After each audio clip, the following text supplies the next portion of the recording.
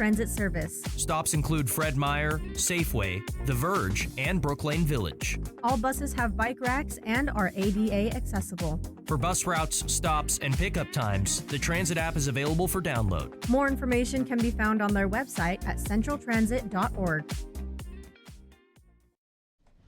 Hey everybody, how's it going?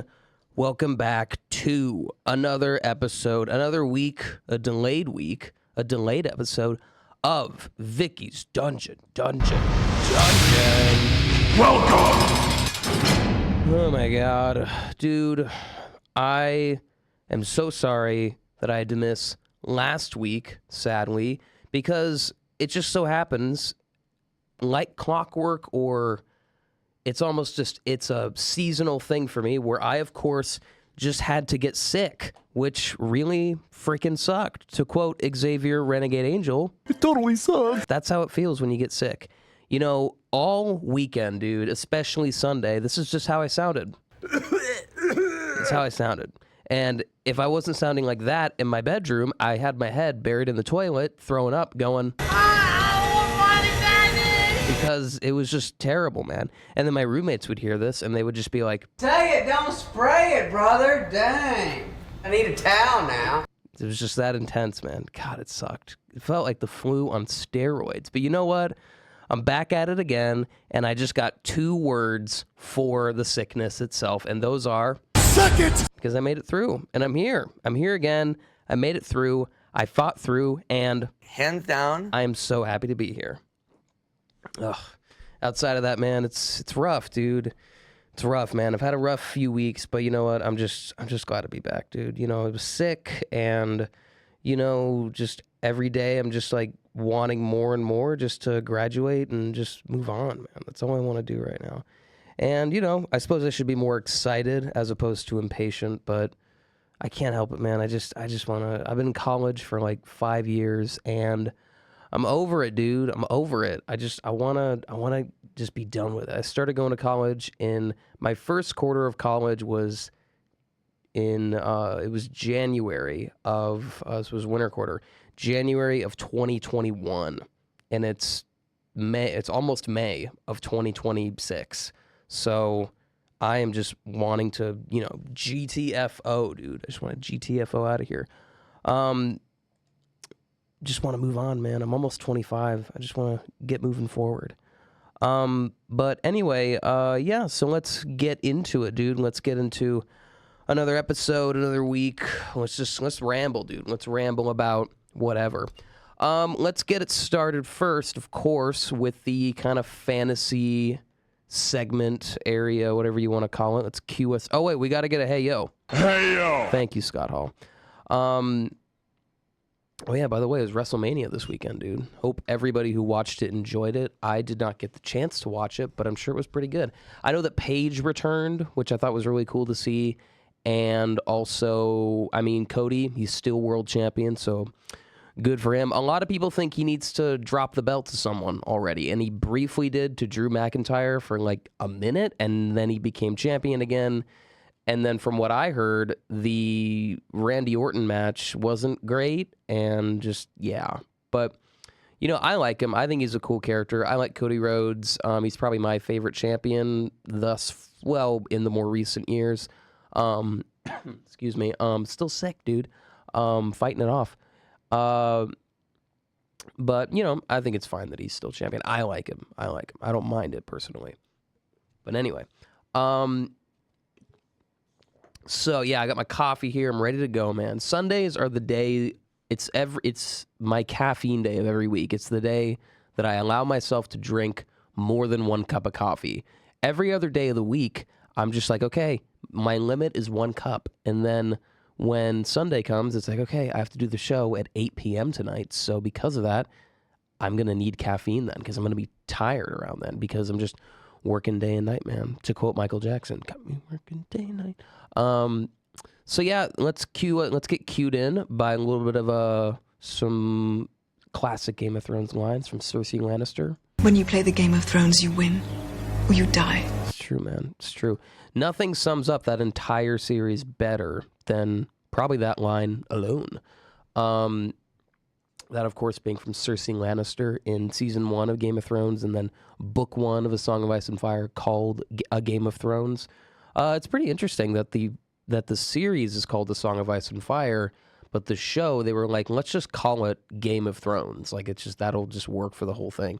And it does. I mean, I kind of wish, the story itself has more to do than with, like, political, like, Game of Thronesy stuff than, it has more to do with it than that. But at the end of the day, that's what most of it's about, because you have pretty much most of it, aside from Jon Snow's storyline being about just people fighting each other to get the throne. That's the whole thing of, I wouldn't say every storyline is about that or every point of view character is about that, but everything pretty much revolves around the throne. And I think the only plot line outside of that, not being about the throne, is pretty much just Jon Snow fighting off the White Walkers, But it's perhaps in direct contrast to the throne to show just how unimportant that is, because everyone's fighting over the throne, and yet nobody is caring about a frozen apocalypse coming our way. So they're more concerned with just having power, which is pretty interesting. But yeah, this week with Game of Thrones, I've been just reading Fire and Blood a lot more. Pretty much over the weekend, that's like all I did. I just laid in bed and just read Fire and Blood. Saturday night, I started to feel sick and went home and laid down and felt terrible. And pretty much all of Sunday and Monday, I just laid in my bed and just like recovered and just read Fire and Blood.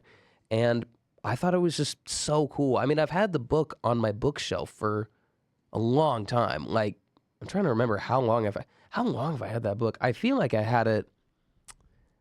Part of me feels like I had that book before I came to college. I don't remember if it was gifted to me or if I just bought it or if I ordered it online. I don't remember. However, regardless, if it was gifted to me, whoever gifted it to me, thank you so much, because I fell in love with it over the weekend. I loved it so much. I read all about Aegon the First's rule in Westeros and his son Aenys, his rule as well. And then I'm most of the way through the rule of Maegor the Cruel, the third Targaryen king. And it's pretty interesting just reading about how that whole dynasty, held their power and how it was a pretty, rocky start, I would say at least. I was used to the idea that as soon as Aegon became king, things were peaceful, at least for a long time, before anything majorly bad happened. But no, honestly, Aegon honestly is very reflective, or very, he's just a really similar, how do I put this? A lot of characters and just the world of Game of Thrones and a lot of characters in it, just everything is more influenced by European history than actual fantasy, which is pretty interesting. And it's more like taking European history and just kind of throwing fantastical elements on top of that. And yeah, I know that obviously a lot of fantasy is based in, European culture and history. I get it.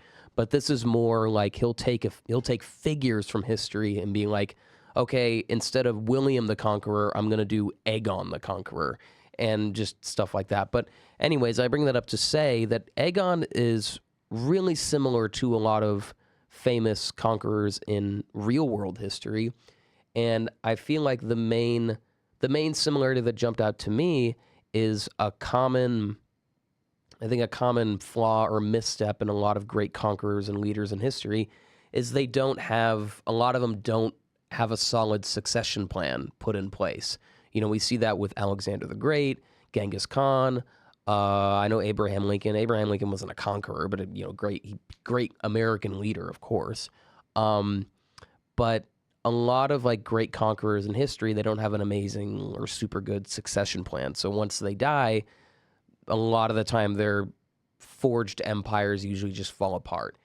And Aegon is similar to that, where he didn't really have a strong succession plan in place. Obviously, yeah, he was following the feudal succession plan. Excuse me. And that being, of course, you're a lord or you're a king, doesn't matter, whatever you have passes to your firstborn son. And he followed that. I mean, he had that in place, but I mean, he was kind of already, doing that even when he was just Lord of Dragonstone, because he inherited Dragonstone from his father, Aenys Targaryen. And I believe Aenys was the son of Gaemon Targaryen. I believe it's that kind of period of Targaryen history I'm really not familiar with, that like 100-year-ish period that they were just kind of hanging out on Dragonstone before they conquered Westeros. But regardless, Aegon's firstborn son, Aenys, wasn't a good king. He really wasn't. He was really the opposite of Aegon the Dragon in many ways, where he was very timid, he was extremely indecisive, and he was really just afraid of conflict a lot of the time, and would rather just not act at all than, do anything that could cause any conflict. And, the Targaryens, when they first became conquerors, or kings of Westeros, rather, they were seen as kind of just these weird, exotic, like aliens, practically, because of their physical features, their cultural habits, them riding these giant reptilian beasts, and all that made the Westerosi people being like, okay, not only are we going to bow to you because we have our own kingdoms, but also you guys are like these weird, exotic foreign aliens. Like, no, we're not going to do that. And of course, in the Game of Thrones universe, nothing can really beat a dragon in the battlefield. So of course, they were able to very easily conquer, I wouldn't say easily, but like pretty reliably conquer Westeros, if that's the right word. Anyways, when Aegon is pretty much accepted by Westeros to be king, the kind of main religion of Westeros, not all of Westeros, but the main religion being the Faith of the Seven, which is pretty much just George R. R. Martin's version of Catholicism. They just kind of turn their noses up at the Targaryens' marriage practices, which is them. I'll put it this way: I'll put it this way: they keep the bloodlines pure. That's their attitude towards marriage in the Targaryen tradition. But anyway, because of that, of course, the Catholic Church of Westeros is not super down with that, and I hate to say it, understandably so. I don't know why I would hate to say that, but whatever. Anyways, the first time, though, when King Aegon was like pretty much like acknowledged by the High Septon, who was pretty much the Pope of Westeros, as King of the Seven Kingdoms, he kind of just turned his nose up at that part of them and just kind of let it go. But they didn't let it go indefinitely. And they assumed that, the peoples of Westeros, that Aegon's sons and daughters and descendants would, their marriage practices would, of course, be normal. And Aenys Targaryen, Aegon's firstborn, no, he just kind of kept their tradition going. And the continent was not down for that. And so they rose up in rebellion, specifically multiple rebellions happening at once. You have Harren the Red, who's trying to take over the Riverlands, who's more just leading like these outlaw gangs. You have the Faith Militant, like kind of forming into multiple groups. You have the Dornish marching on. You have the Dornish pretty much starting a second Dornish war, because during the reign of King Aegon, there was like, I guess, a first Dornish war, because I believe his reign begins right after he officially just kind of chooses to stop trying to conquer Dorne. And that's when I think that's when his reign like officially begins. But then another Dornish war starts to happen, and that happens during Aegon's reign. And of course, nothing really comes of it. I think in the second Dornish war, every single castle in Dorne was burned at least 3 times, castle and city, and they still couldn't get the Dornish to bend the knee, which is pretty interesting. But anyways, what was I going to say? Yeah, but there's a third Dornish war, or a second one. I don't know if I'm going to say the first Dornish war happens during Aegon's reign, because I don't know if his attempted conquest of Dorne, like the first time around, counts as like a Dornish war. I think of that as just part of the, I think of that as just part of his conquest, just the only part of it that didn't work out. But anyways, you have a second Dornish war happening during Aenys' reign, And so you have the Dornish rebelling, you have Harren the Red trying to take back the Riverlands, you have the Faith Militant, which is basically this militia army of religious soldiers, you know, kind of common citizens all getting together to fight for the faith, to go against House Targaryen. And then you have, on top of that, you have the Iron Islands, where part of the Iron Islands is rebelling as well. And some priests in the Iron Islands who worship the drowned god, they are kind of forming their own group, and they're trying to, you know, have the Iron Islands secede from it all. And so you have like 4 different rebellions happening at once, or technically 3, and then another Dornish war. It's a lot. And so, of course, Aenys is like, what am I going to do? What is going on? Excuse me. And, you know, he really just could have done the same thing his dad did, of just being like, okay, fire and blood it is. Like, I will mount my dragon. I believe he rode the dragon Dreamfire, I think. And I will get my brother, Maegor, to mount the dragon Balerion. My mother, Visenya, will mount Vhagar, and we'll just we'll burn them down. You know, that'll at least be enough to keep them down. But Aenys was very much against any of that. He was like, no, we can't do this. And I don't know if that was the right decision or not, but regardless, Aenys pretty much like was pretty terrible. Like, just, it didn't go anywhere. And Westeros pretty much was like totally falling apart. And Maegor, his son,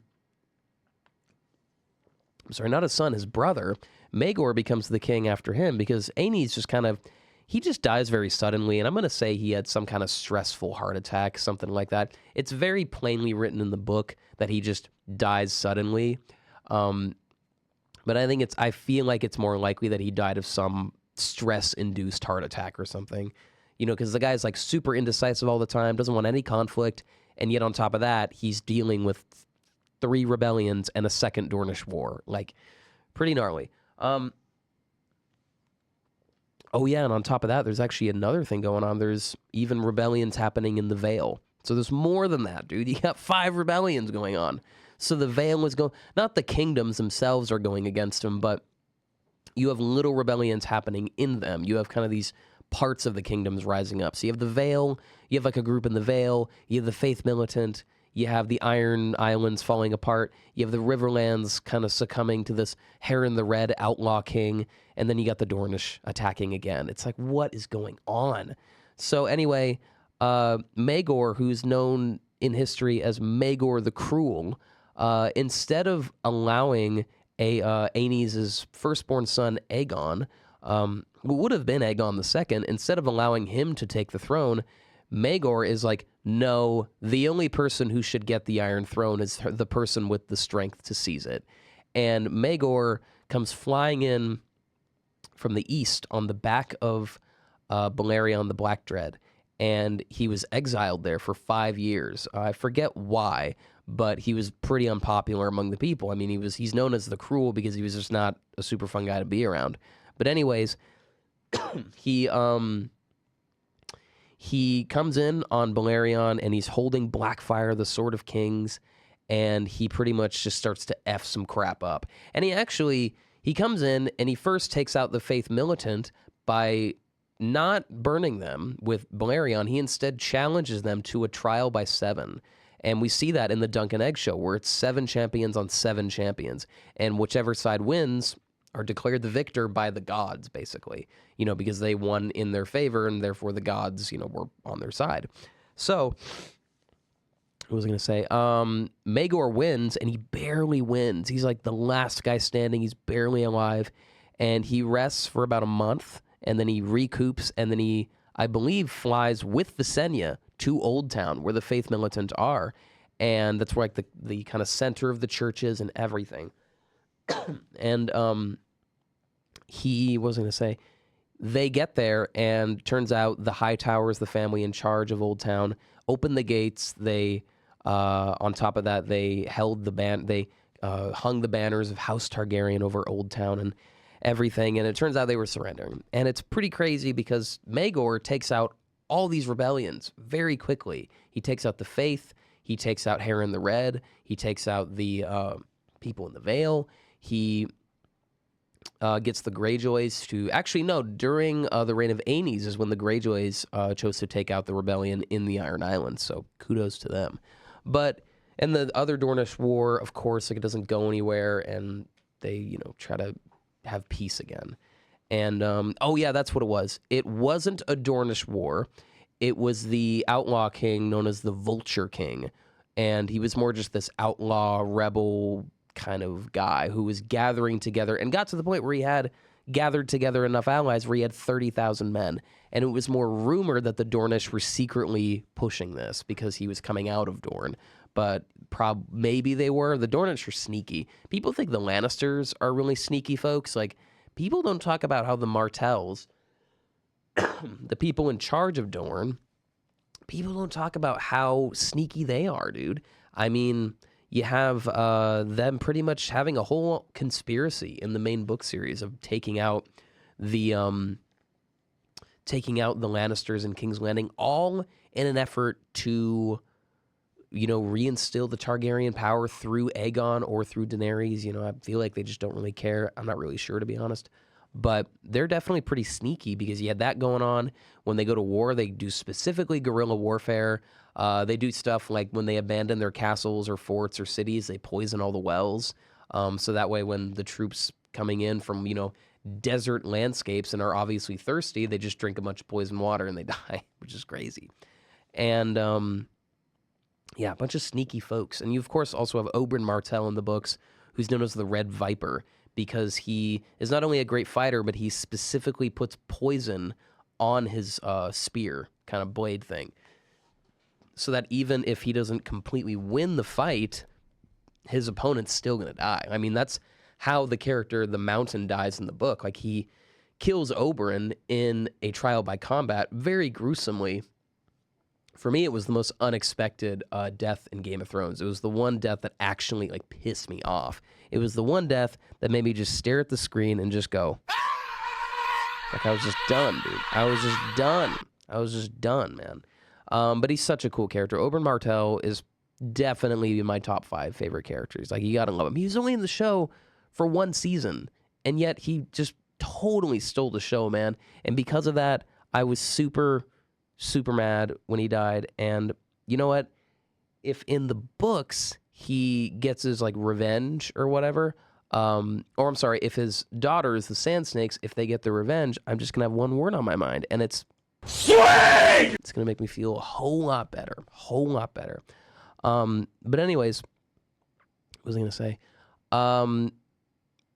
But yeah, I mean, you had all these rebellions going on during the reign of Aenys, and people call Maegor the Cruel, like, they call him that because of just how, like, I mean, you could interpret it as cruel, but to be honest, yeah, there were some times where I was like, okay, that was too far.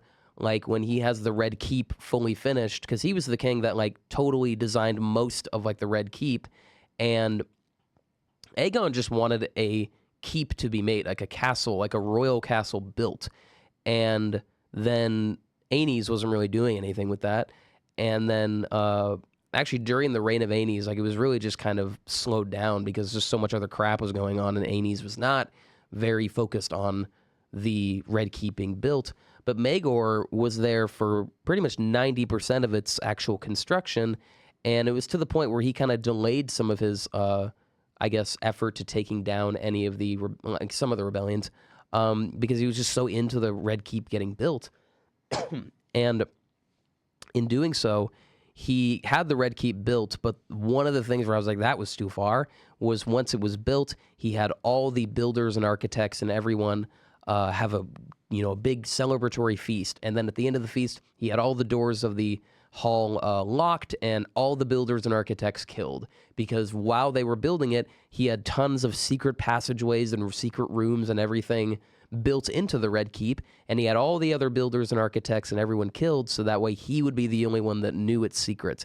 And when Maegor the Cruel died, so did most of the secrets of the Red Keep. So that was the time where I was like, okay, I get why you'd want to take a precaution, but that's a little far, you know. But in terms of him being like Maegor the Cruel, I mean, he probably was more just like, okay, like there's like 5 different, like there's 4 rebellion, no, 4, anyway, there's like 5 different armies and uprisings happening at once right now. I need to get rid of all this. And he was a very stern gentleman already. And he just was like, okay, I have Blackfire. I have the strongest, biggest dragon in the world. There's 5 different armies coming at me. This realm is falling apart. Like, I just need to clean house. I need to clean house. And I think the combination of that with his mother Visenya being very pushy with that, most likely, probably just made, I mean, Maegor was probably just hearing Visenya kind of egg him on and was like, you know what? Yeah, honestly, I need to clean house. I need to just like wipe the slate clean, even if I have to do this like very dirtingly or whatever. I have to just wipe all this out. So does Maegor the Cruel, does he deserve the title the Cruel? I would say not really, to be honest, because the whole thing with the Targaryens was all about fire and blood. And, these people, yeah, they had 3 enormous dragons when they started out. And at this point, a few more. But even then, it was probably hard enough for them to keep the kingdoms together because it took them like 2 years to conquer most of it. And it's hard enough to keep them together. Like we see this during like the Dance of the Dragons. Like it wasn't just like, okay, let's just have all our dragons go at each other. It's like, no, it's so much more complicated to it now. There's so much more to it now. And I think Maegor was probably just like, okay, my dad did all this work to put this realm together. And he probably, if the secret of Aegon's dream, it like is confirmed to be true in the books. I know that George Martin's pretty much confirmed it in the making of the House of the Dragon show. Like he told the showrunners about it, but it'll probably be officially confirmed when it appears in the books. But George Martin was probably saying to,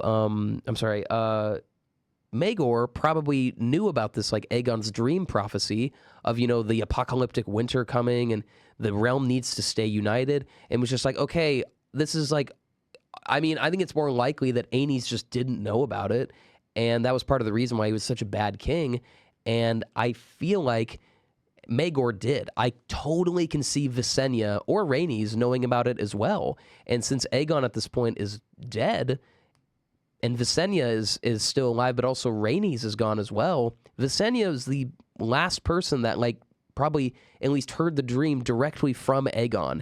And since Visenya was very much like you could say like overbearing to Maegor, I feel like Visenya probably told Maegor about Aegon's dream, and for some reason maybe Aenys didn't know about it, thus probably partially why he was such a bad king.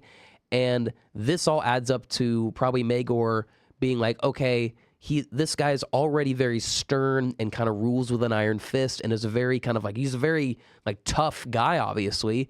That combined with him seeing the realm that his father fought to build, combined with the fact of him knowing about this like apocalyptic winter coming, he probably was like, okay, I'm not letting the son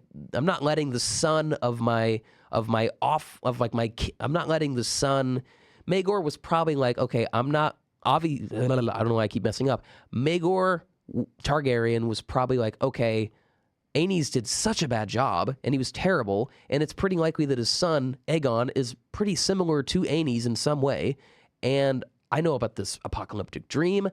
The realm is falling apart, that my father and my mother, and my aunt fought so hard to bring together. Like, this is falling apart, and I need to stop this. Like, yeah, I think he definitely went too far a few times, but I feel like he probably just ultimately was coming from that mindset of being like, okay, the realm's falling apart, apocalyptic winter's coming, and even if that wasn't there, my father, mother, and aunt they fought so hard to bring this realm together, and now everything's falling apart. I need to just come in and just clean house. And so that's probably why, like, he did stuff like, do the Trial of Seven, but also I'm pretty sure he like had all the faith like just like totally. They were. I feel like the leaders of the faith were definitely made examples of. That's for sure. I forget exactly how, but I know in the Vale that he also had pretty much all the rebels there. They were just like, okay, like we're noble lords. We were rebels, we're also noble lords, so we at least deserve to die by the sword. And he's like, no, rebels die by hanging, and he just hangs them all naked, which was crazy for me to read about. I guess it's not that bad, like, compared to other stuff in Game of Thrones. But anyways, yeah, and the Vulture King is killed as well. I think the Vulture King is straight up stripped naked and then is just tied to 2 posts and is left to starve, which is felt so bad for him, I'm not going to lie. Heron the Red is slain by Maegor personally, I believe. The Greyjoys put down the Iron Islands Rebellion during Aenys' reign.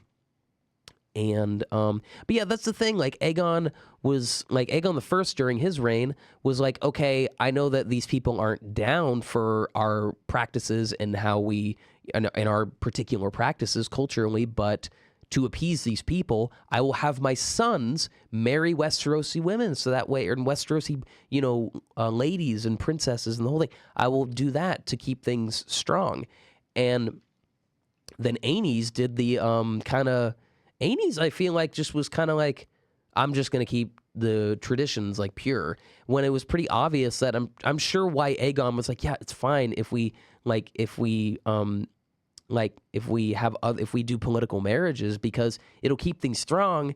And also, we don't need things to be like super quote unquote pure, because we see this in House of the Dragon / Fire and Blood. When we read about the Dance of the Dragons, we see that like these people that are known in Westerosi history as the Dragon Seeds, these are people that are quote unquote bastards of Targaryens, meaning they're only half related or quarter related to Targaryens in some way. And yet a few of them are still able to tame dragons. We have Hugh, who's a Targaryen bastard. He claims Vermithor, this enormous dragon. And also, I forget the other guy's name, but Moondancer, that dragon is claimed by another guy. Ulf, that's his name, I believe. And yeah, you have those 2 guys. And I'm pretty sure also Nettles, who isn't in the show, but she's in the book, and she claims one of the dragons. And she's not, I don't think she's even a Targaryen or anything. Or any Valyrian blood is in her. So I'm sure maybe some Valyrian blood is required to tame a dragon, but at the same time, like, I'm pretty sure Aegon was like, yeah, like, we don't need this like blood thing. I think it's just more of a cultural thing for us. I think it's fine as long as we just, I think it's fine. Like, we can't just rule with fire and blood. Like, we can't. Like, we have to integrate into the culture. We have to have political marriages set up to keep things strong. Like, if we can't just pull the card constantly of like, if you disobey us, we'll burn you. Like, we can't just keep pulling that card, because at the end of the day, I mean, the Targaryens knew dragons are living creatures. They're not gods, but they needed to present that to the people that they were gods so that they wouldn't be opposed as much. But in reality, dragons are just really hard to kill.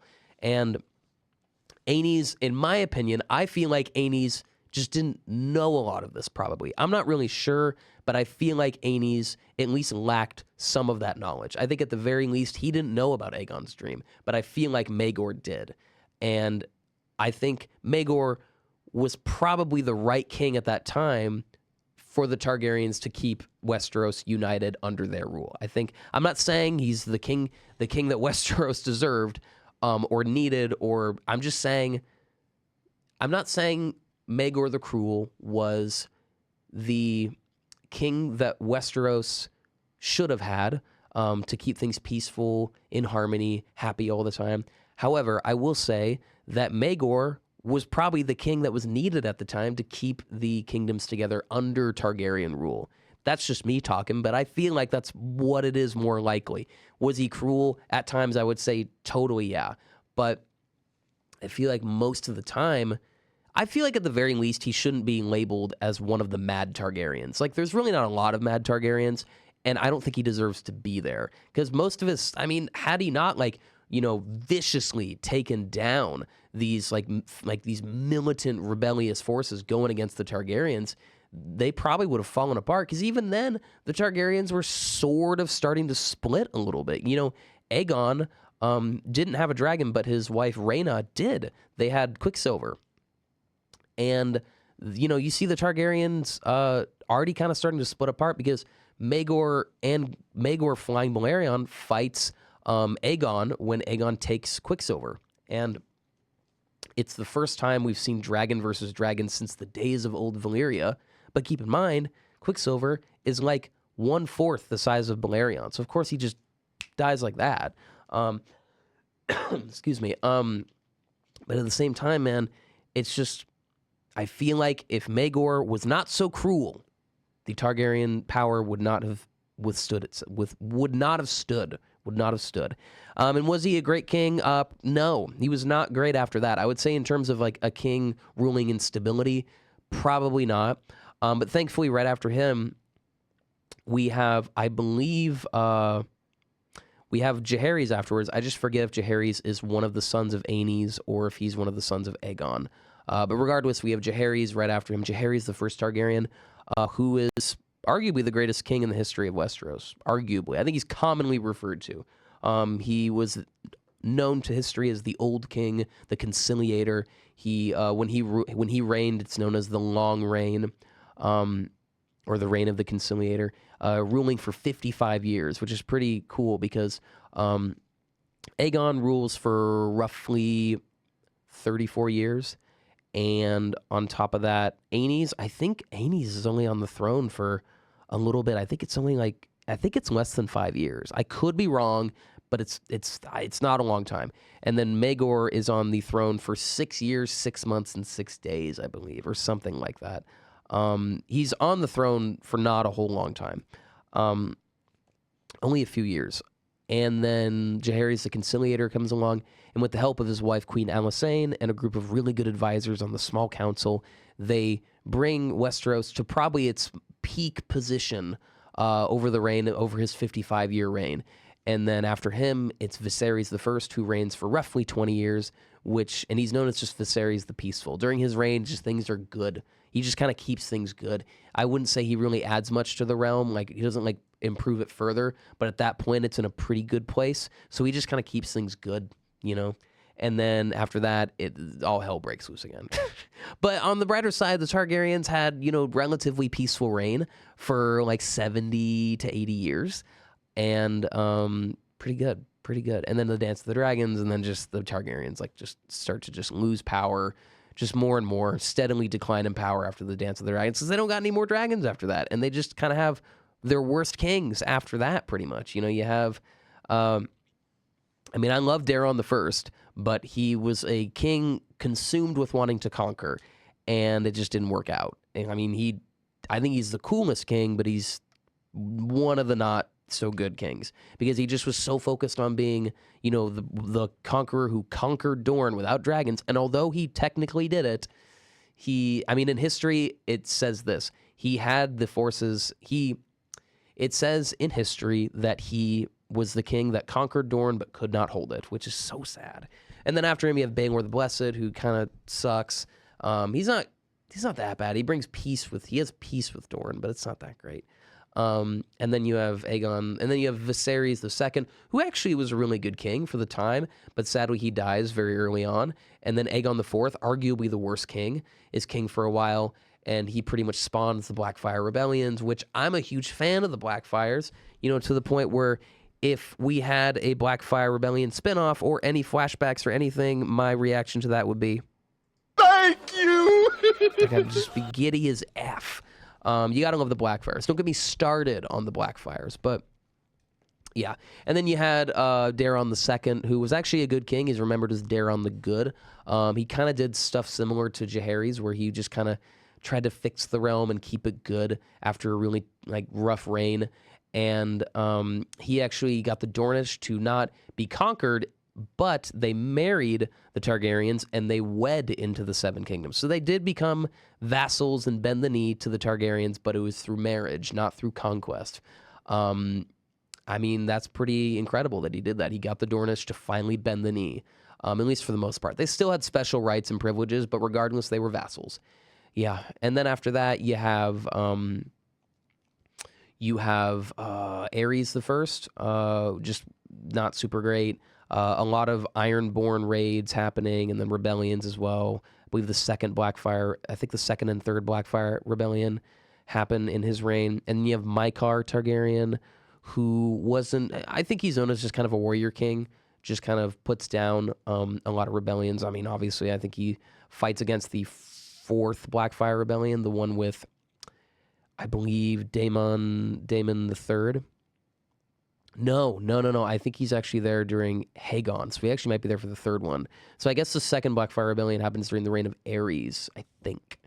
And then the 3rd one is during Maegor. The 4th one is during the reign of Aegon, the 6th or 5th Targaryen after Maegor. And he he's known as kind of one of the crazier Targaryens for sure. And he faces Daemon the Third, Blackfire, during that rebellion. And then after that, you have, after his tragic death at Summerhall, you have Jaehaerys the Second, and then you have Aerys the Second, Aerys the Mad, the last Targaryen king.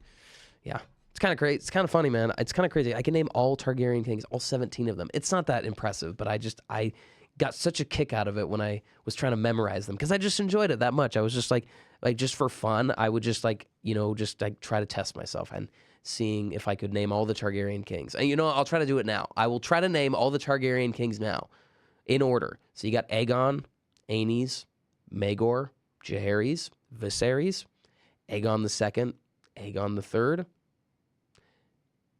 Daeron the First, Baelor, Viserys the Second,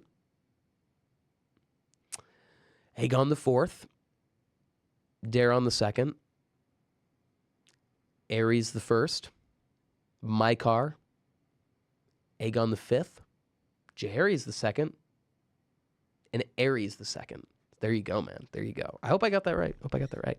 Anyways, kind of burnt out of Game of Thrones talk just a little bit. Let me see if there's anything more in the notes. I just hope we get Fire and Blood Part 2 relatively soon in the next few years, just so we can get the full history of the Targaryens in there.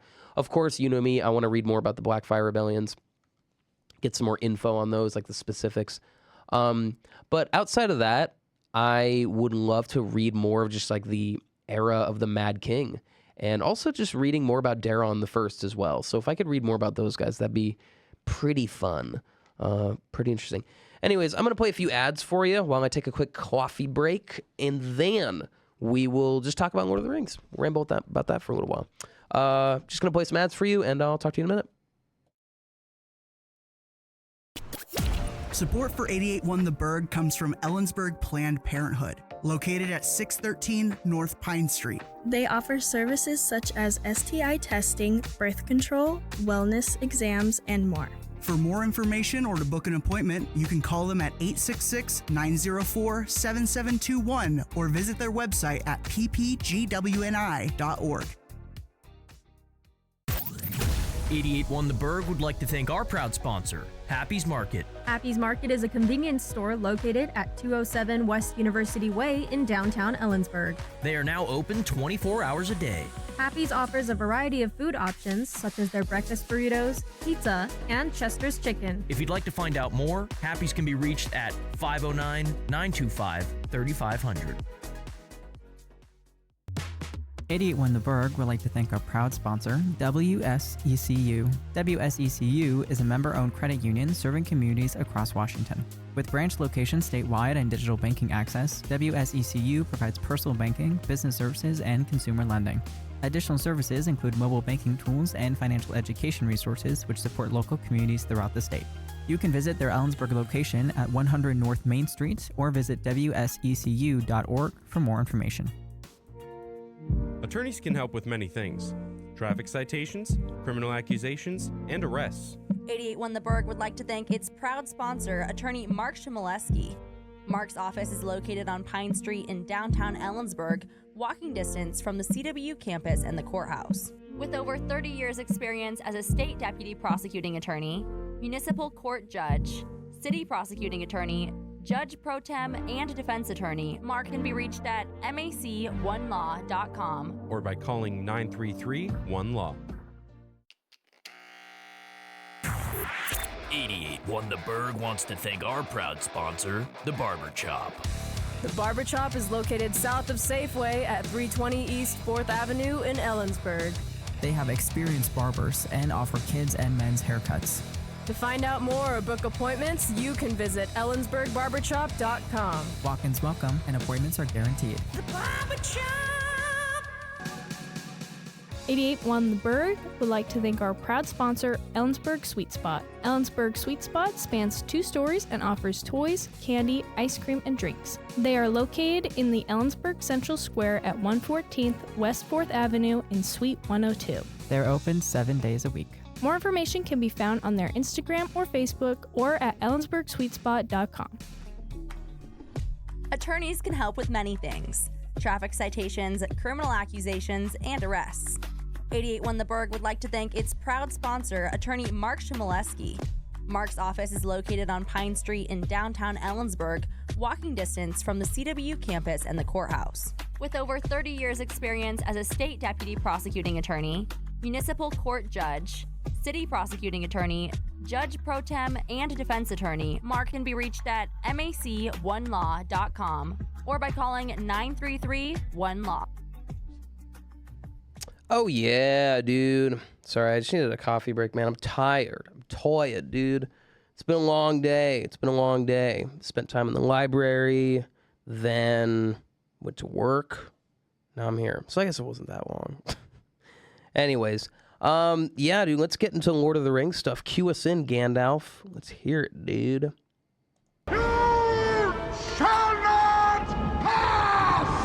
So yeah, man, it's been a pretty cool week with Lord of the Rings news. You know, actually, we got something with the Aragorn casting.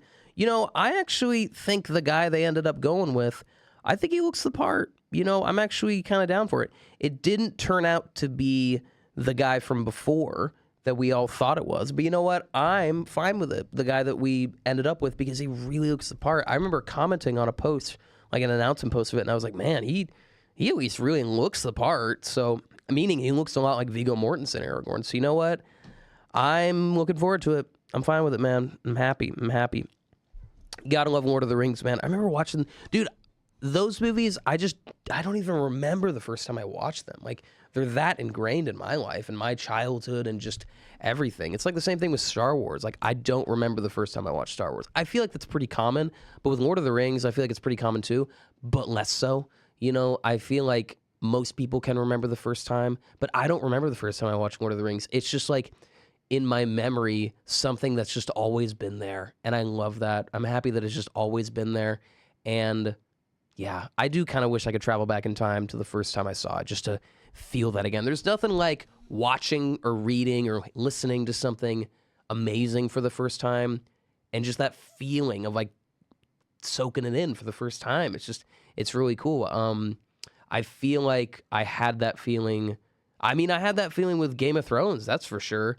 Definitely watching through the whole series. I remember, like, first, like, I'm not going to lie, I attempted to watch Game of Thrones for the first time and did not like it the first time I watched it. I was like, this is kind of not my thing. And then I gave it a try a few months later, and I watched a few episodes, and let me tell you something, dude. I pretty much the whole time, like pretty much every like free time moment I had for like the next 2 weeks was spent watching Game of Thrones, dude. Like I was in high school when I first started watching it. I was 16, and I just like couldn't wait. I couldn't wait till I just come home and just watch Game of Thrones. I remember like getting really sick and just like laying down and just watching Game of Thrones like the whole day one day, and it was awesome, man. It was awesome. The whole time I just was thinking to myself, This is freaking awesome! While also going, but you know what? I was having a good time, man. I was having a good time. Which makes me just like super excited for anything else Game of Thrones coming out. You know, actually I forgot to mention this, they wrapped filming for Dunk and Egg. Well, they're going to wrap it in June. So pretty soon, like filming for Dunk and Egg season 2 is already going to be done, dude. And we are going to have like an annual Game of Thrones show. The one thing I do not like about that universe, I appreciate that it takes like 2+ years at least for every season of House of the Dragon to be made. But at the same time, dude, the fact that we're getting a show every year makes me just so happy. Just makes me so happy. It just makes me want to look at the director, showrunner, and everybody of that show and just look at them and go, thank you.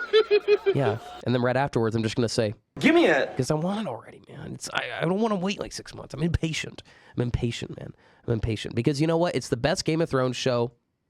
Hands down. Ever since, like,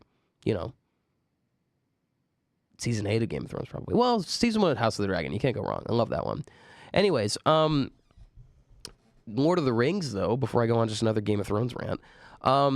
Yeah, this week I haven't really been consuming much of it, but, I mean, I think the new guy who's playing Aragorn's really cool. I mean, I'm fine with them doing the sequel movie. I think it's weird that they're doing the sequel movie for Lord of the Rings, but at the same time, maybe it'll be cool. And I'm not just saying that to be nice. I'm just saying, like, these days with art and media and everything, I just really try to just get excited about what we're going to get. It's not like Billy Boyd, Elijah Wood, Dominic Monaghan, and Sean Astin are all going to be watching me and just be like, oh no, we can't do this anymore. Like, we're not gonna do this movie now because Vicky doesn't approve. And that's not gonna happen. But also, I'm just saying I'm all down for them to take a chance on this. Maybe it'll be awesome. Maybe it'll make the ending of Lord of the Rings even sweeter. Maybe if they make just this nice little adventure movie with the 4 hobbits, well, I guess 3 since Frodo isn't there at this point. Maybe because of that, if they do it really well, it'll make the trilogy just a little bit better. Maybe we'll have this nice little sweet movie coming out. I honestly feel like it's not going to be this huge, like, epic movie. I've said this before. I feel like this new Lord of the Rings movie, like, is probably just going to be like a fun, lighthearted, like, comedy action movie taking place in the Shire. Because we know that Sam from the lore becomes mayor of the Shire for a long time. And it might just be stuff happening with that. Maybe it'll just be like just a fun shenanigans, like just lighthearted, wholesome comedy action movie. Maybe that's what it'll be. And because of that, maybe the ending of Return of the King will be even sweeter because we'll be like, okay, this is so awesome, my perfect ending. And also, what makes this even sweeter is knowing just the fun shenanigans these hobbits are going to get up to after this. It's like even better. So, I don't know. I'm hoping that's the case. I'm optimistic. Dude. But anyway, let's move on, though. Let's move on to a little bit of, like, horror movie stuff. Oh! Ugh, I should not have howled. I got this, man. You got it. I do got it. Thank you, Brody. Anyways, horror movies. I've watched 2 this week. One of them took me years to build up the courage to watch, and the other one, I pretty much was like, okay, this movie probably sucks, and I just didn't ever get around to watching it. But you know what? I was pleasantly surprised and left both movies just saying that they were just freaking awesome. Like, honestly, dude. So the movies that I watched this week, I watched this movie called Bone Tomahawk, which is a movie I'd been working up the courage to watch for years. And I mean, like, since high school. And I'm almost 25. So, like 7-ish years, I've been building up the courage to watch this movie just because of one infamous scene in this movie. So, Bone Tomahawk, I love this movie now. I love it. But it's notoriously known as, first of all, it's a Western horror movie. And which is, honestly, we don't see a lot of Western horrors. Like, we see horror blending itself with a lot of different styles, but we don't see Western. And also, we don't really see fantasy horror a lot either. I mean, we see sci-fi. We see, like, period piece horror, obviously. We see, like, horror mystery a lot, too. We see it a lot. But, like, horror Western was, like, one thing I was not expecting. But the movie itself takes place on the frontier in the kind of Wild West era. And it's about how this group of this, like, kind of group of cave-dwelling troglodytes kidnap these people from this town. And they're cannibalistic, so they're going to eat them. And the sheriff, the deputy, and the husband of the woman who was taken, who is one of the victims taken, all get together along with a guy who is like kind of this more outlaw gunman guy, kind of cowboy who's just claims to have killed more, just has like the highest body count out of all of them. And they all get together to go after these cannibalistic troglodyte cave dwellers. And it's the movie. The reason why the movie terrifies me, or well, rather, it terrified me, was I remember not knowing what the movie was, and I was in a class in high school. And in high school, fun fact about me, I was not a good student at all. I didn't do anything. Like, the fact that I landed in a 4-year university, like, surprises me still, but that's another story. Anyways, in high school, most of the time, I was just the kid that sat at the back of the class and didn't do anything. And it was pretty much just like a routine thing where the end of every semester or quarter, I was just kind of cramming work to barely pass most of my classes. That was just the deal with me. Classes that I did not like, I didn't care. And classes that I did like, I did pretty well in, I feel. But I at least tried. There you go. But in one of those classes that I just was kind of, just kind of goofing off and not doing anything, I was just going on my phone and I found this YouTube clip that said Bone Tomahawk brutal scene. And this scene was so gory, so horrifyingly realistic. And I won't break down what happens, but I'll just say this. It's the process that the cannibals, it's the process of the cannibals. It's their process towards eating someone in the, and it's so gory, brutally realistic. There's nothing like, it's not like Hellraiser or like Nightmare on Elm Street where the gore you can tell is just deliberately done over the top for like artsy reasons or whatever. And it also like looks fake enough that like it's not super terrifying. Like this is just like this director, I forget his name. I think it's S. Craig Zeller. I think I could be wrong. He's known for just not making his violence cool or like pretty or anything. He just makes it brutally just real. Like and so presented with the situation of, how these cannibalistic, tribesmen are going to take apart this guy, he does not sugarcoat it or make it cool at all. He makes it as brutally realistic as possible. And let me tell you something, my first reaction watching that scene in class, I almost threw up on my desk and felt traumatized. And then I think like a year later, I tried to watch it, re-traumatized, couldn't watch it again. And for years, I was like, I'm not going to watch this movie. And I hated the movie. I was like, this movie's terrible. It's disgusting. It's way too far with the gore. Screw this movie. I pretty much would look at this movie. Every time I saw any mention of this movie, I just wanted to say, it totally sucks. Because I thought it did. I thought this movie was totally bad. And I thought it was the worst movie. Hands down. Of all time. Of all time, man. And, probably after I'm not going to lie, the time that I almost threw up, I'm pretty sure I would have made my teacher in class see me and just go, Say it, don't spray it, brother. Dang. I need a towel now. Because it was just that, it's that terrifying. I love that soundbite, dude. Before the show today, I always get here an hour early to prep, and I usually try to put in a new soundbite every week, and that's my new favorite one. Oh, Lord. You got to love Joe Dirt, man. You got to love Joe Dirt. Joe Dirt is one of my favorite comedies of all time. And that's hands down, my favorite scene for sure. When they do the whole Silence of the Lambs parody. He's trapped in the hole by Buffalo Bob. That's what they call him in Joe Dirt, not Buffalo Bill.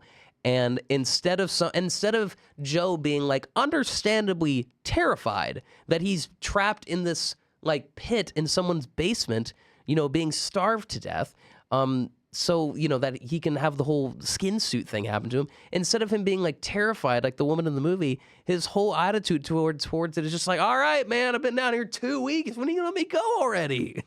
He's just annoyed by it. And it's just, I love it. Anyway, but what made me ultimately choose to watch this movie was me being so intrigued by it. I was like, okay, these troglodytes, they look brutal, but they also look really cool. And also, Kurt Russell's in this movie, and one of my favorite actors, Zahn McClarnon. I think it's Zahn McClarnon or Zahn McClarnon. I'm so sorry for any mispronunciation. One of my favorite actors. He's one of the actors that if he's in a movie, I'm gonna watch it because he's in it. That's the whole reason I checked out the show Fargo. It's the whole reason I watched The Shining sequel. I mean, I'm a big fan of The Shining, but the thing that really sealed me of okay, I gotta watch the sequel. I was Zahn McClarnon's in it, man. I gotta watch it. And there's a scene in this movie where he is the indigenous expert in the town. He's the guy who knows all about indigenous people and tribes in that area. And what I really love about this scene is he just plays it so like straightforward.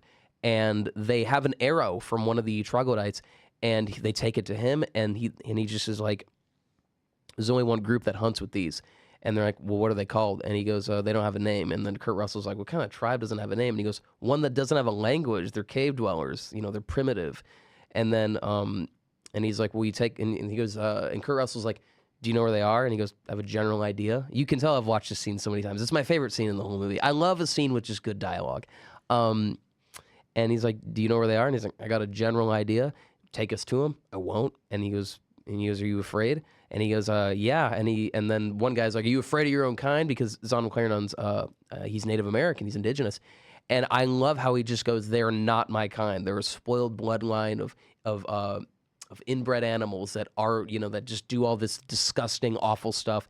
And he's like, and I think my favorite part of that scene was when he said, men like you wouldn't distinguish them from Indians, even though they are something else entirely. And when you watch the movie, some people do accuse this movie of being very derogative of those cultures, but it isn't, because it's incredibly different. It's like these cave dwellers are specifically depicted to be very much not at all like the indigenous people of that area, which I think was a really good move. And also, as Craig Zeller, he really makes them look like something very much their own, like to the point where I wouldn't think that's what I would have to know they were from that part of the world. I would have to be told that. I wouldn't be able to see it probably. And I'm not saying that just to be nice. I just genuinely no, as a guy who's like a huge fan of like indigenous history and culture and all that stuff, I would see these guys and think they are nothing like the other tribes. So anyway, and not only do they look different, so you avoid any kind of derogatory approach, but on top of that, he makes them look really cool and super brutal. But anyway, the movie is super cool. It has a great story. I love the villains. Is it perfect? No, but it's a really cool, just well-made movie for a movie that has a super low budget and has a really straightforward story. Is it brutal? 100% it is, dude. Like the one scene that makes it like just so like tough to watch is just that one scene. The rest of it's totally fine. But I'm just going to be honest. If you watch that movie, man, like be forewarned, because by the end of that movie, I just wanted to like just crawl up and cry. Like by the end of that movie, I just was screaming because I was just terrified of that movie the first time I watched clips of it. But you know what? I finally grew some balls and watched it. And it's actually a really good movie. I hated it for years because of that one scene. And now I love this movie. I do think that scene is a little much, but at the same time, it's fake, whatever. It's just a story. It's just a scene, but it is, if you watch that movie, like 100% be forewarned. It's not a movie I would recommend eating popcorn while watching or a slushie. Anyway, because you'll barf it up. Anyway, the other movie I watched this week that I actually enjoyed a lot too, and I'm not going to lie, I had lower expectations for it because I already heard that Bone Tomahawk was like a great movie, and the thing that made me go, all right, I'm just going to watch it, is I was, of course, really intrigued by it and wanted to check it out, and I thought also, I thought to myself, dude, it's fake. Grow some balls and just watch it. I wanted to watch the movie. I was really intrigued, but also the general kind of opinion of Bone Tomahawk is that it's a really well-made, excellent movie. And honestly, outside of that one scene, it's a fairly tame movie. The only reason that movie is a deterrent to anybody is just that one scene. And I'm not the only one who's like thrown up watching it, man. Well, I didn't throw up, but you know what I mean? A lot of people have had that same opinion of like, yes, this is a really well-made movie, but oh my Lord, that scene is so brutal and grotesque and realistic, and it's just awful and terrifying that it kind of ruins the movie for me. But I think it's a great movie. I think Bone Tomahawk's a great movie, but be forewarned if you watch it. But the other movie I watched this week that I had lower expectations of, because I was under the impression that these were just kind of low-quality movies, I watched Saw 1 this week, and the Saw movies, I was really, I don't know if apprehensive is the word, it just comes to mind, but I was hesitant. There you go. I was hesitant to watch Saw this week, and I've always been hesitant to watch it. because the Saw series just, it felt like, I don't know, like, art is, of course, art. You can make whatever you want. And even, like, I'm one of the guys that absolutely is a proponent of, like, just cheaply made movies that are just meant as pure entertainment. And I think it's totally fine that we have those.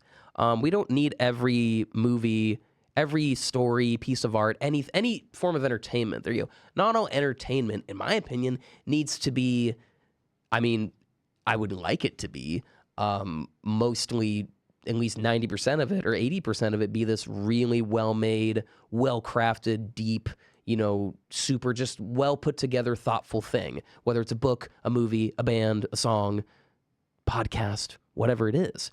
But at the same time, I'm fine with a movie or any form of entertainment being just low quality, but really fun in exchange for that.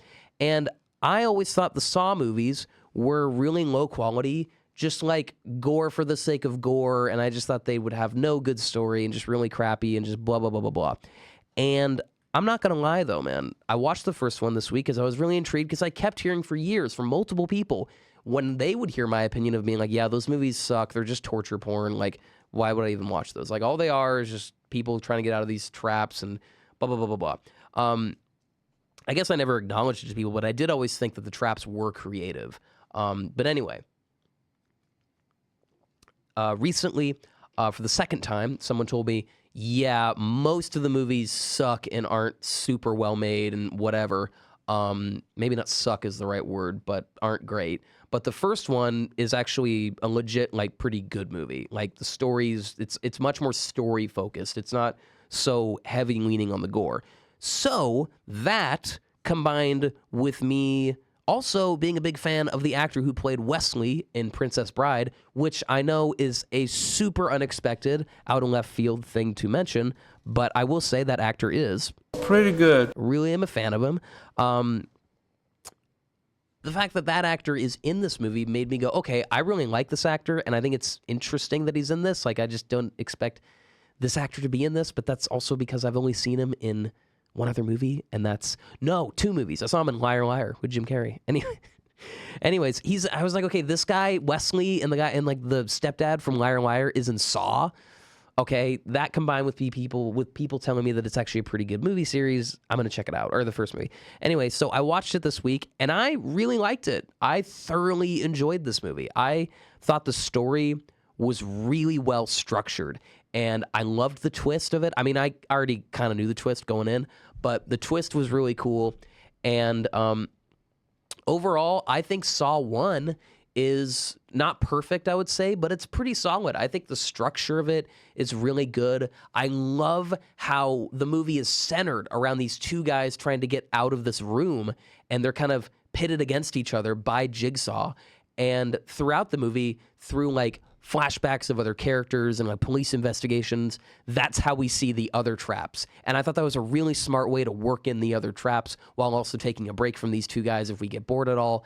And I just thought it was a really well-structured movie. I didn't love the ending, but I thought it was still really good. I'm not saying the ending's bad, but I thought it was really good. I really liked Saw 1. You know, I thought it was really solid. I attempted to watch Saw 2, and then pretty much within the first, 10 minutes, I was like, and I just kind of moved on. And then after that, I watched the Blackberry biopic, which I also thought was excellent. I thought that was a really good movie. I really liked it. But yeah, that's the 3 movies. No, I watched 4 movies this week. I don't watch full movies a lot. And for me to have watched 4 full movies in 1 week is a lot for me, dude. Usually it's like 1 every 2 weeks or 1 a week for this show. But anyway, I really liked Saw 1. I thought that was a really good movie.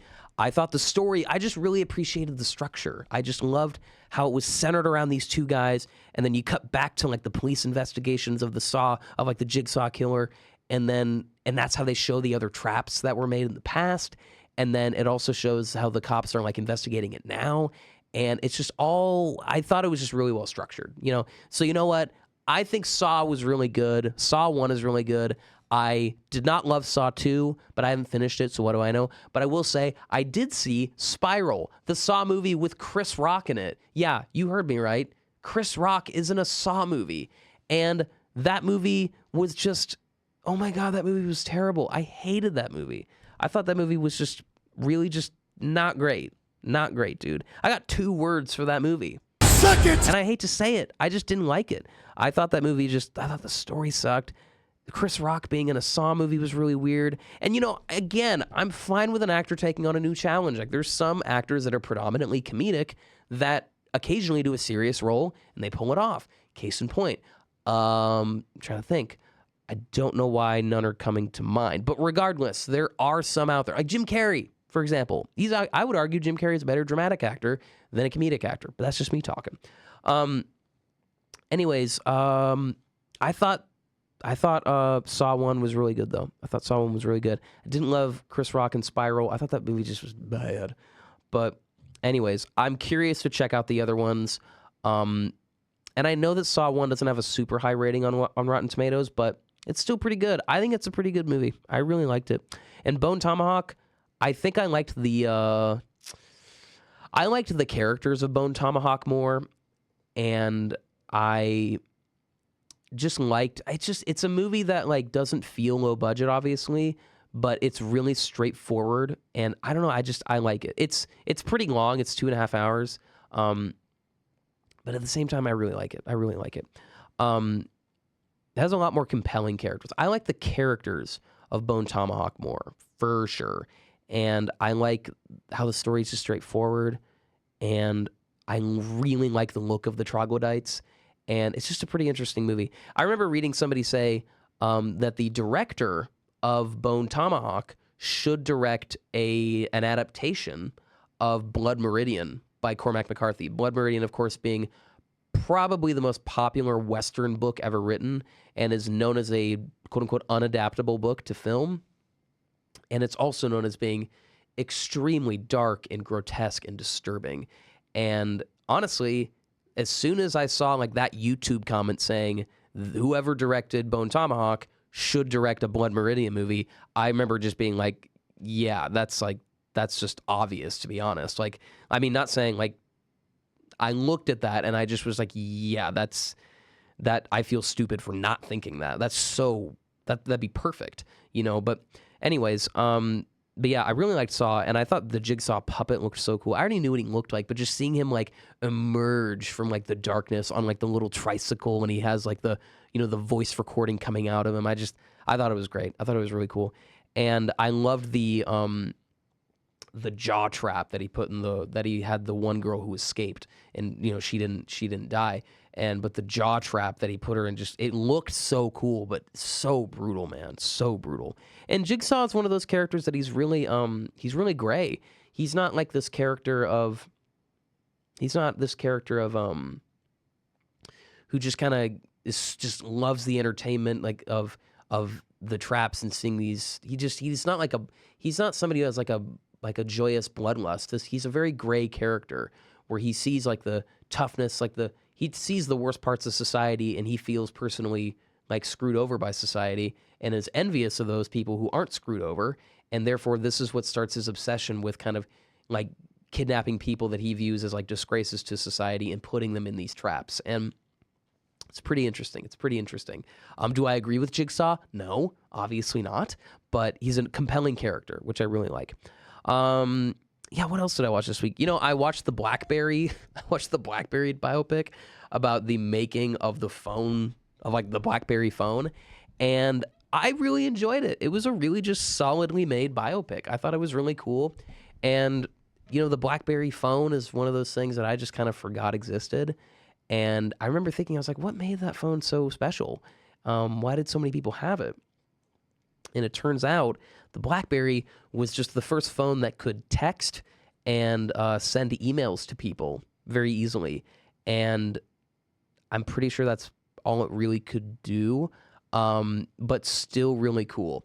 And it had that text / like email option, and then the iPhone came along and just destroyed it, And it was kind of sad to see that. And yeah, it's true. Like in the movie, they're like, oh my God, we might be remembered as like the phone that people had before the iPhone. Like that's what we might all just be remembered for. And that's kind of true. I mean, that seems like it to me at least. I think I had a BlackBerry. I think my first phone was a BlackBerry. I remember, no, not my first. I think my second phone was a BlackBerry. I think because I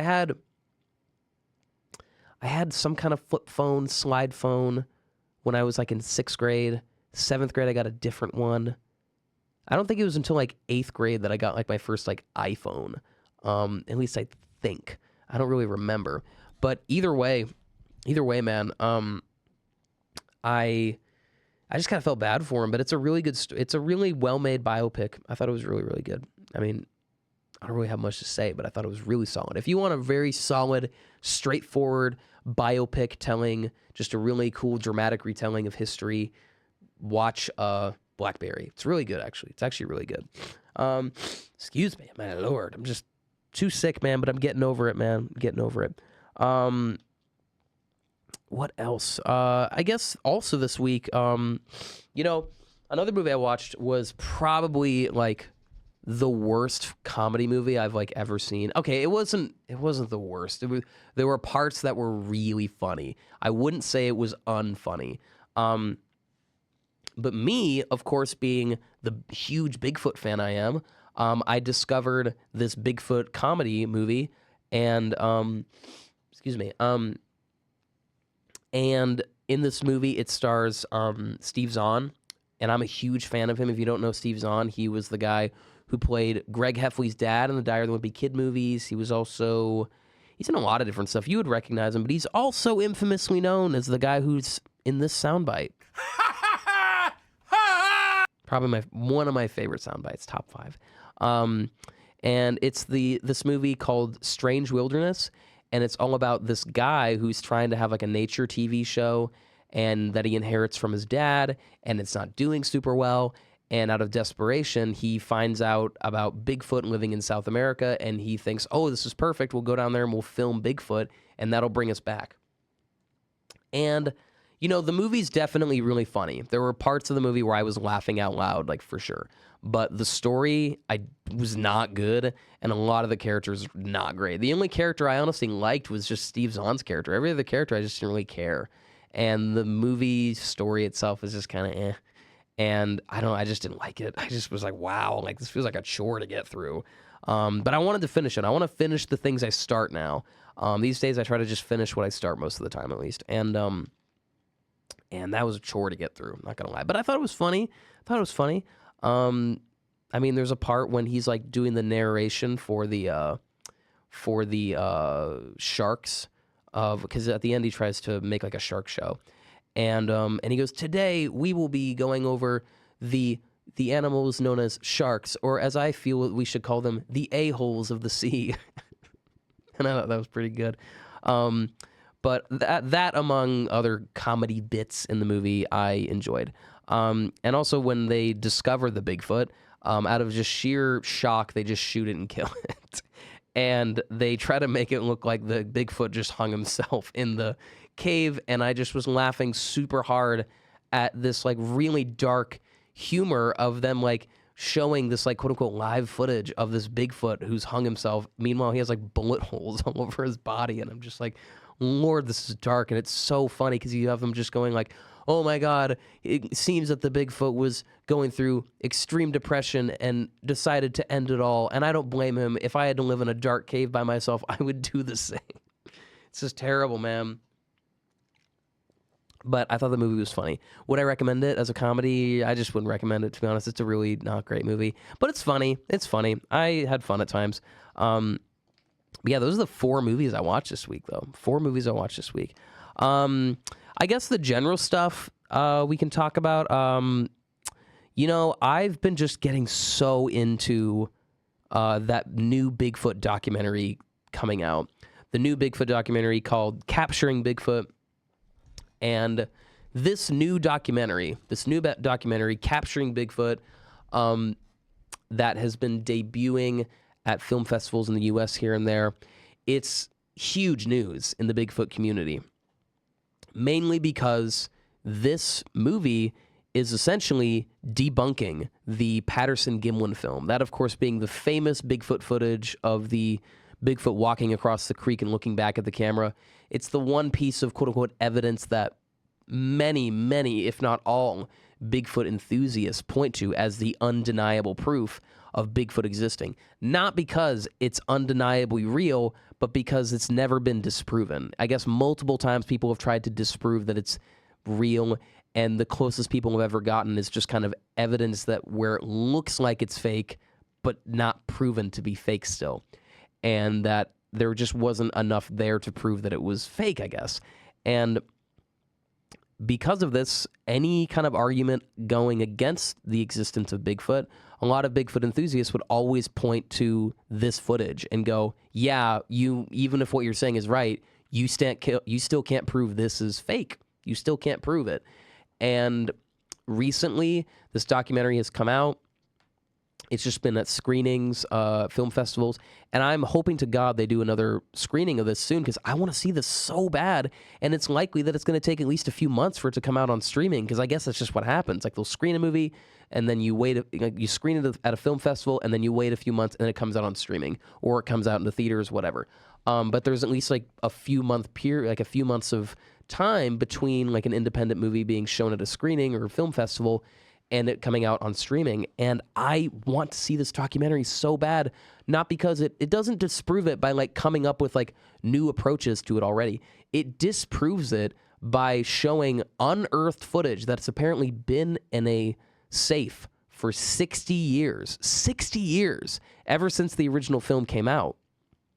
That is apparently a test run of the Patterson-Gimlin film. Like they have the guy in the suit, they have Roger Patterson there, they have Bob Gimlin who's still with us, and they're doing like a test run. And the suit apparently, from what people have said who've seen the screenings, I watched a video today of a guy who was an avid Bigfoot enthusiast, and he probably still is, but at least an avid believer of the Patterson-Gimlin film, and him recounting his experience, and he basically just does a tell-all. He explains everything that happens in the documentary.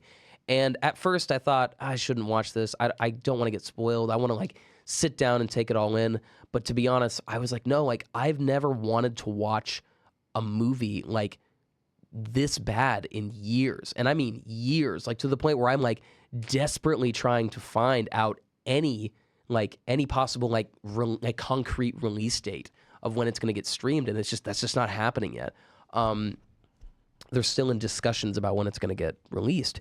And so I watched this video, and not only do they show the footage that essentially disproves the Patterson-Gimlin film, because the reason why it disproves it is, yes, it's a test run, but also you see the suit so close, like so much more up close, and the camera's a lot less shaky, that it allows you to see the more fine details of it, and it's very obviously a suit in that footage.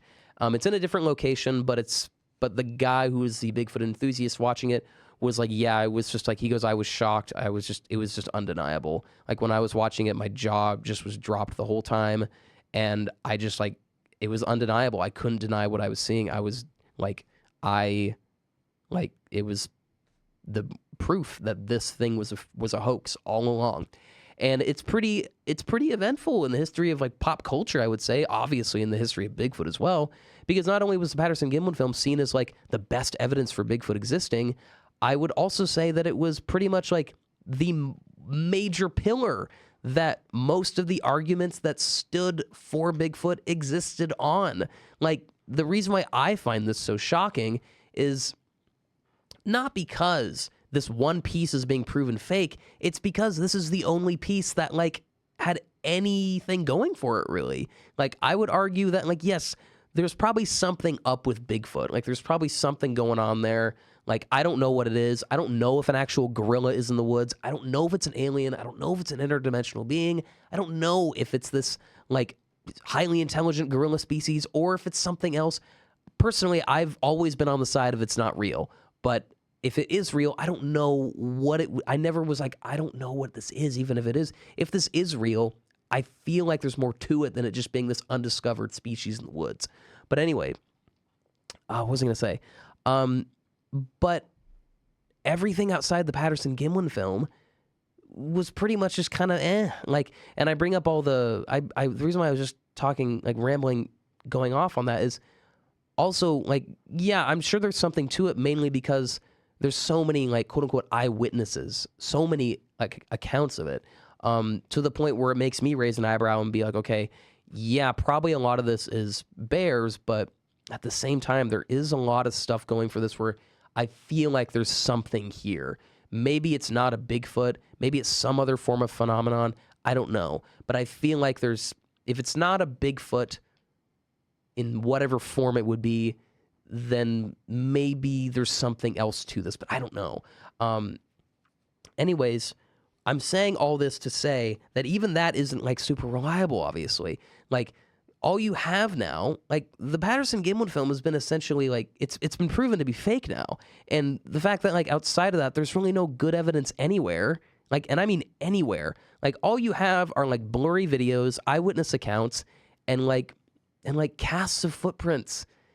Everything that could be faked. There's like never been like a hair sample found that's been proven to be like a legit, like there's been hair samples, quote unquote, found, and they're like, oh yeah, it always turns out to be like an unidentified primate. And then I looked into that and pretty much found that like, no, the reason why these are coming out as unidentified primate is because most of the time these hair samples are not handled correctly, and therefore the DNA of the person handling it gets onto it, I think, and then it turns out to be unidentified primate or something like that.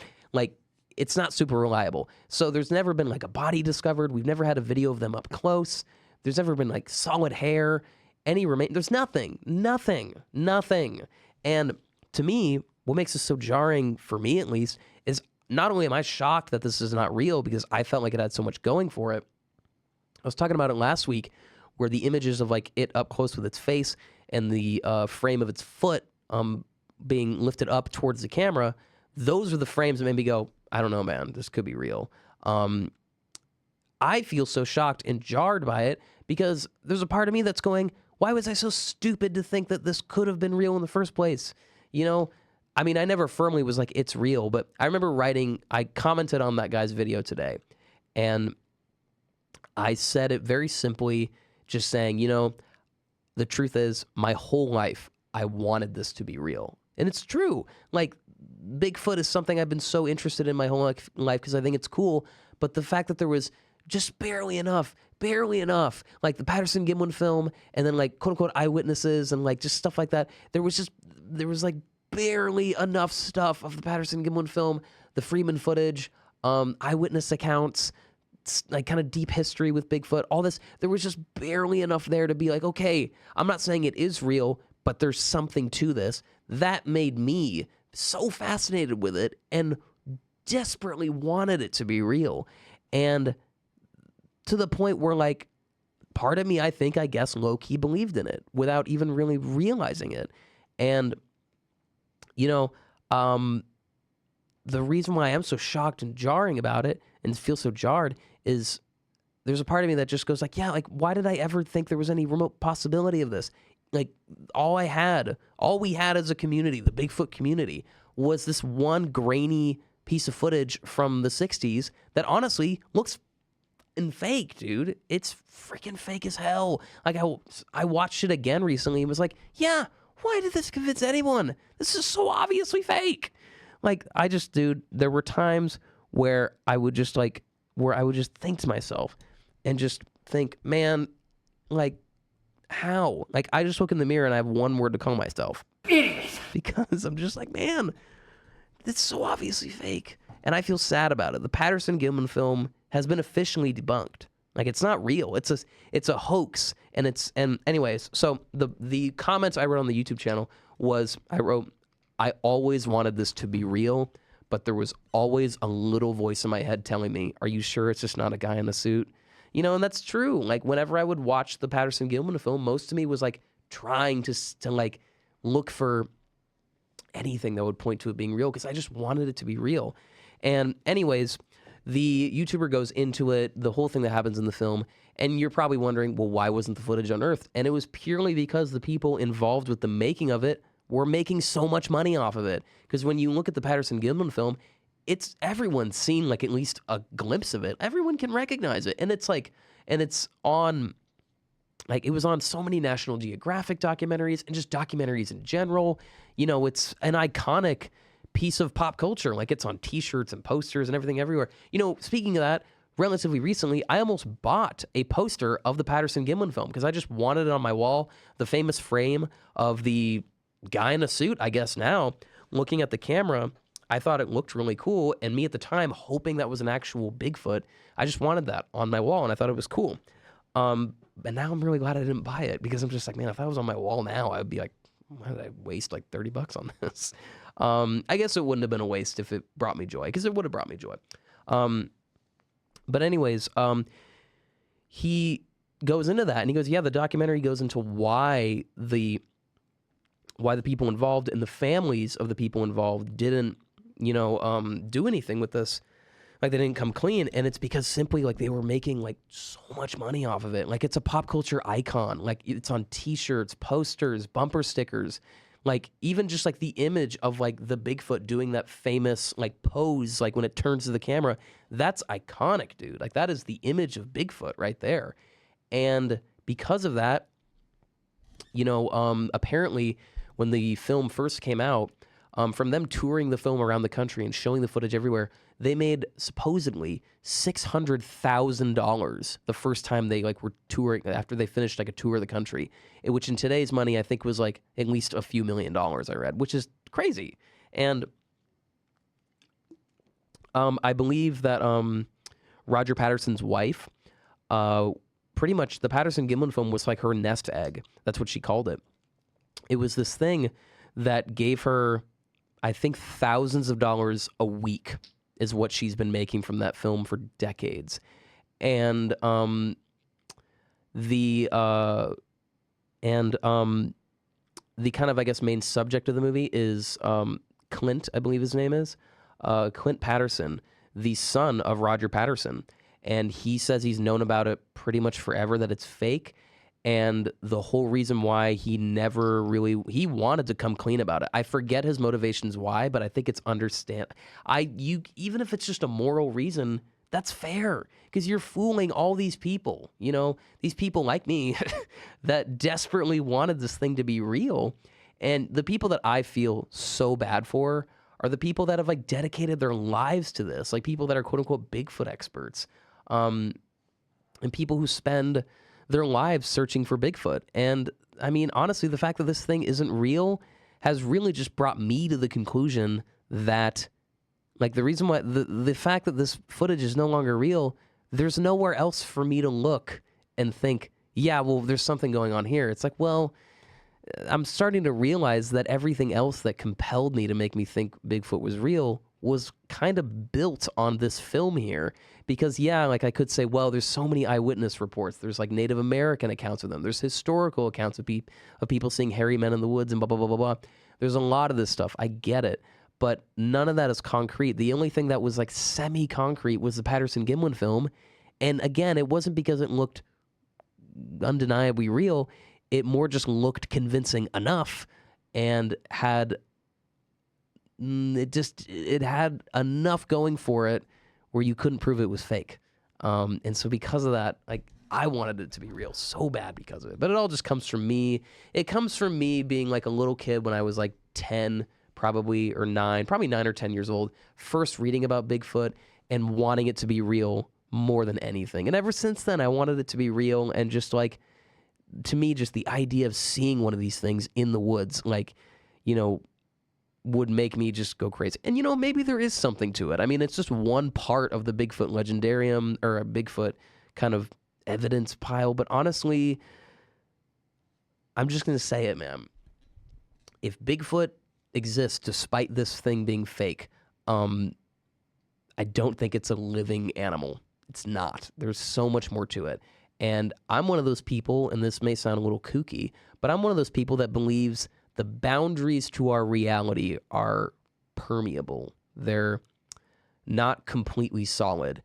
And I believe that there's ways, I feel like Bigfoot is one of those things, very much like ghosts and aliens and cryptids in general, things that are seen as supernatural, but are seen enough where it's suspicious how often they're seen, that if they exist, there needs to be something more to them than just flesh and blood or just something fairly straightforward. There needs to be something about them that is not exclusively tied to the laws of how we see reality, which sounds super heavy, dude. But this is a big theory of mine. I'm now at the point that I don't believe Bigfoot is a physical creature anymore, which makes me really sad to say. That's the first time I've said that in my life with actual, like, utter, I guess, conviction. But I do say that if it is real, there's something that's part of that legend that is not, there's something part of that creature that is essential to it and is not essential to us, if that makes any sense. It's not essential to it in the sense that it can access multiple realities. But I'm just going to say, it's not real. It's not real, man. It's not a physical creature, at least. I want it to be real. But I'm at least willing to say it's not a physical creature. It's probably not an alien, and it's probably not an interdimensional being. So I'm just, if I had to pick a side, I'd be like, no, it's not real. And I'm going to say I'm 95% certain of that, and I'm only leaving the extra 5% just because anything's possible. And that's it. That's not me being in denial. That's just me saying anything's possible. Because you never know, man. You never know. But anyways, yeah, so the Patterson family, it was a combination of them like making so much money off of this for decades, combined with the fact that one of the main guys involved, who's actually wearing the suit in the test run, was super aggressive. Like, I guess the villain of the story, the guy who made tons of money off of it.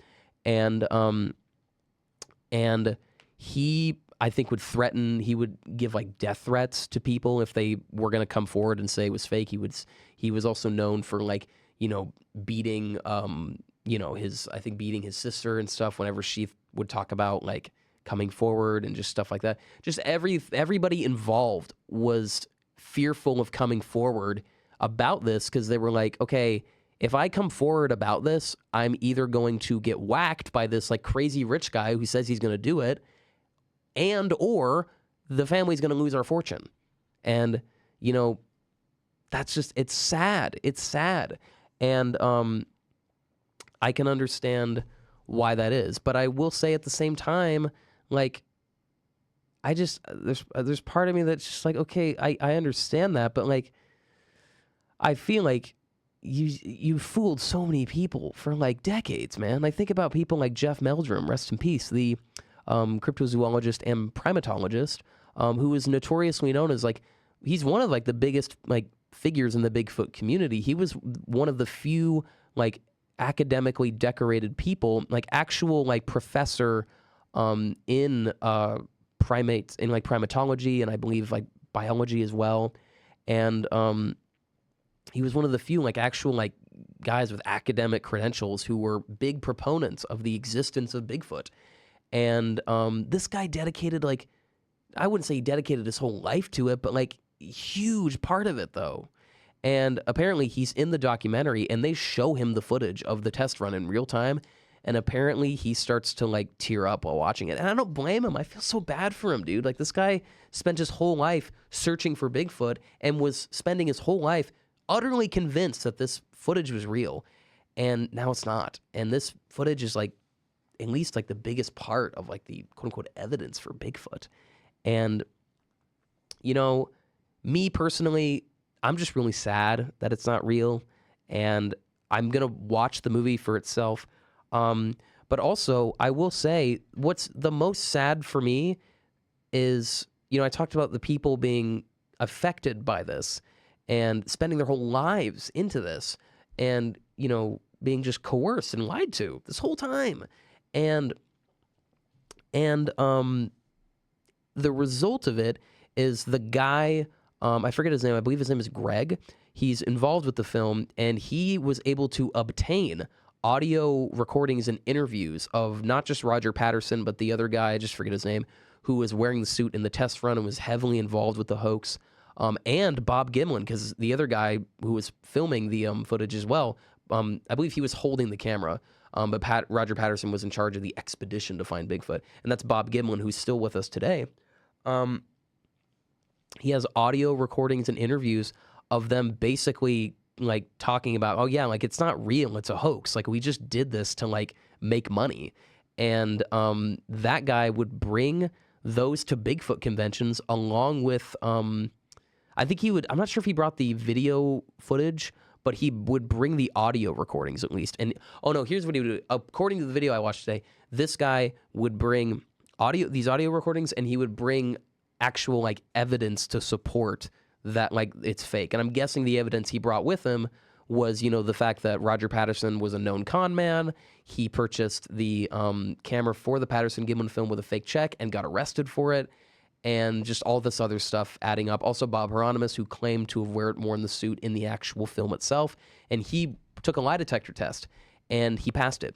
And, I mean, lie detector tests are not, like, completely reliable, but they're reliable enough where it's like, well, that's at least worth noting. You know, I mean, I'm not going to lie, for years I was like, yeah, well, like, those aren't, like, super reliable. And it's like, well, I mean, they're reliable enough where you at least need to take note of it. And also, it's not just the lie detector test. It's also the combination of that and videos of Bob Hieronymus walking. He's like, oh yeah, I'll just do the walk I did in the video. And you see it, and it looks just like the Bigfoot walk. And that completely counters Bigfoot enthusiasts just saying like, okay, well, no human walks like that. No human walks like that. And then you watch videos of Bob Hieronymus just walking, and it's like, yeah, that guy does. Like, he walks just like the Bigfoot in that video. And he's also like the same size and like shape. This guy's just like a big cowboy. But anyways, what was I going to say? Yeah, and so this guy would bring evidence, like that kind of evidence, along with the recordings, which probably would seal the deal. And you would think that this story would have gotten out earlier, that this news would have gotten out earlier, even with that. But instead, this guy just got tidal waves of hate from the Bigfoot community.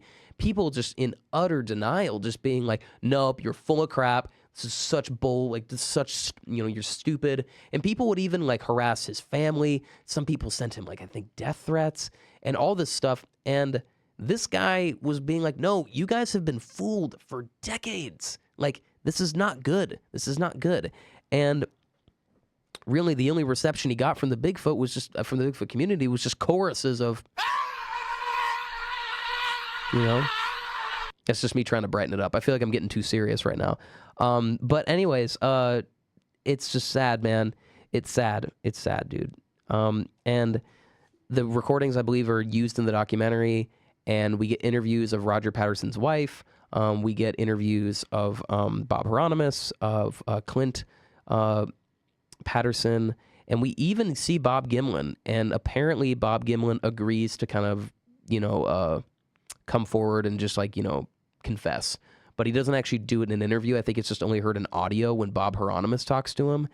And it's crazy, man. It's crazy that this is like, this feels historic for like, I don't know. Just, it's an obsession that I've had my whole life, and I'm really sad, but at the same time, I gotta watch this, man. I can't freaking wait for this documentary to come out because I want to watch it so bad. You know, that one guy who was in the suit in the test run that I mentioned, that guy got so rich that he has this enormous mansion in Yakima, Washington, which I live very close to, as a matter of fact. And on Wednesday, I'm going to be in Yakima, and I'm excited to go into Yakima. And while I'm there, I'm going to, just on my way back, just drive through the neighborhood and hopefully get a glimpse of this guy's enormous mansion. But it's known as like the house that Patty built, because that's what the Bigfoot's nicknamed in the Patterson-Gimlin film.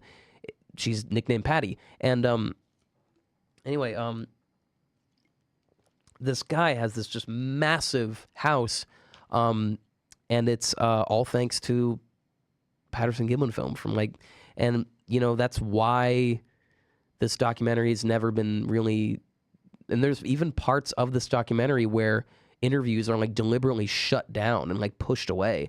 Like there's a part when they're attempting to interview the wife of the guy who wore the suit, and I guess like the Bigfoot or the Patterson estate, I believe, just rushes the interview before he even starts. Like they bust open the door. I'm like, nope, this isn't happening. And even when the filmmakers go to the Bigfoot convention, to a Bigfoot convention in Yakima in 2024 to confront Bob Gimlin, and they're with Bob Hieronymus, during that moment, Bob Hieronymus is talking to Bob, and he's like, dude, I think we need to come clean and come forward. And you hear their conversation, but you don't see it because apparently Bob Gimlin's wife is directly stepping in front, like deliberately stepping in front of the camera and like giving a very angry look to basically be like, no, this isn't happening. And like, you like this, where I'm not allowing this right now.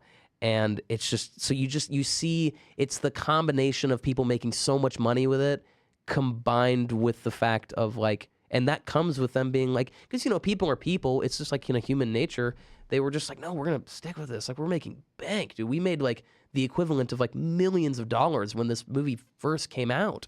And anyways, it's been heavy on my mind lately because like this is something that I've wanted to have be real for so long. But the truth is, it's just not. Like, even the part of me that wants to be like, oh, well, maybe it could be an interdimensional being. Like, no, it's freaking not, dude. It's not. It's not real, dude. It's not real. I think it's more just some kind of mass hysteria thing going on with this. And yeah, I remember even like today reading like comments on the video, and of course there was somebody in the comment section being like very much in denial, and being like, well, like there's this and that, everything, and the movie's not even out yet, and they're already being like, no, it's not real, it's not real, it's not true. And, you could argue that against me of being like, well, I mean, you shouldn't be so eager to be like, it's not real. And I probably shouldn't be. But, I watched a video of a guy who was a Bigfoot enthusiast. His whole YouTube channel was centered around Bigfoot and stuff like that. And here he is having a very heartfelt, like, video where he's visibly very sad and, like, emotionally, like, shaken even, of him just saying what's happening in the documentary and him being like, no, it's not real. It's undeniably a hoax. This is insane. He goes, it's unbelievable. And I will say, also, well, I mean, I think that's enough for me to be like, okay, it's probably not real then. But anyway, I was reading the comments, and for the first time ever, I was reading a comment responding to that one comment, and this comment was responding to saying like, okay, like I get that you still want this to be real, but like, dude, there's nothing. Like, there's no hair samples, there's no remains that have been found, there's no like deliberate like up close sightings, there's no good video, like there's no trail cam footage of, there's nothing. There's nothing. There's no hair, remains, solid video, trail cam footage, up close sightings. There's nothing. Every piece of evidence that's ever been gathered to support the existence of this thing, there's always something about it that at least presents it from being fully real, whether it's footage or like sightings or anything. And, for the first time ever, I was reading it and just fully feeling like, yeah, like it's true. It's just not real. And I feel kind of dumb for not being convinced earlier. But you know what? I will say this, despite the fact that Bigfoot's not real, I am happy that I had years of just joyousness that I got from this. Like, I never let myself firmly be like, it's real to people. At the very most, I would just be like, well, there's actually more going for it than you'd think, but it's probably not real.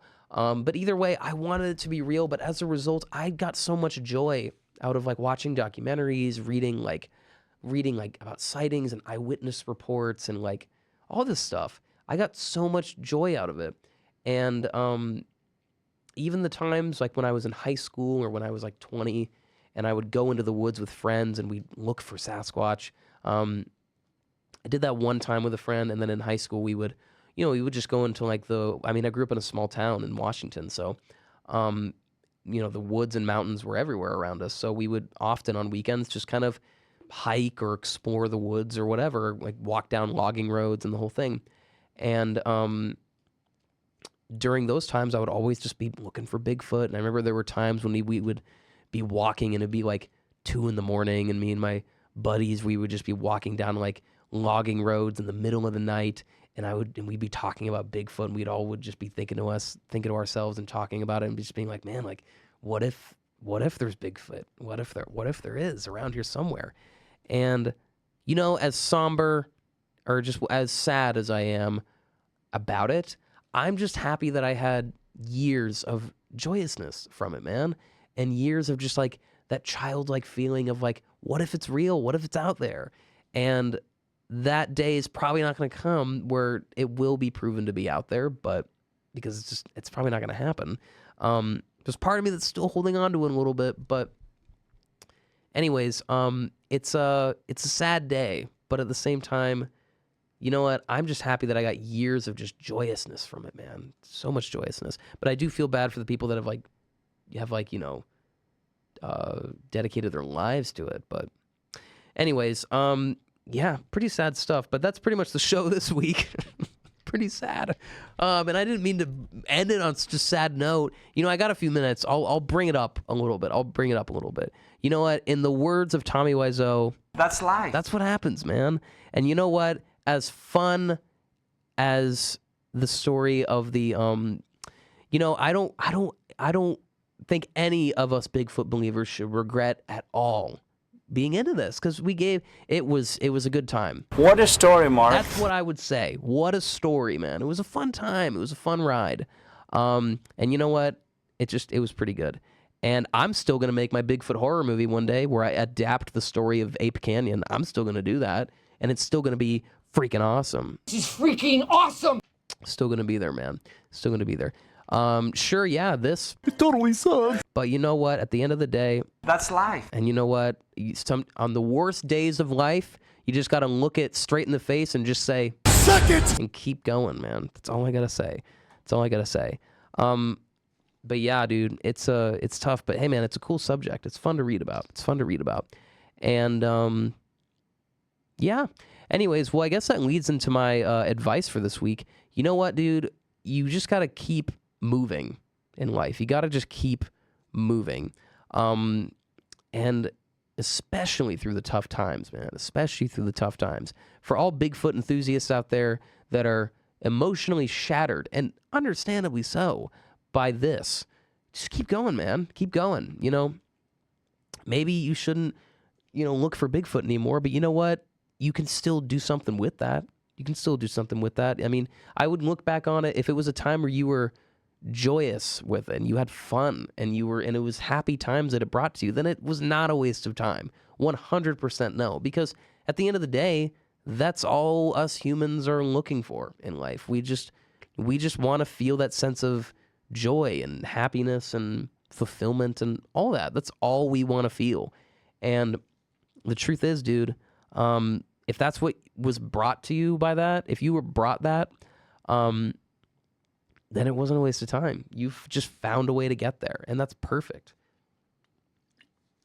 And I would say the same thing to people that believe in the Mothman, the Loch Ness Monster, Chupacabra, Wolfmen, or Dogmen, rather.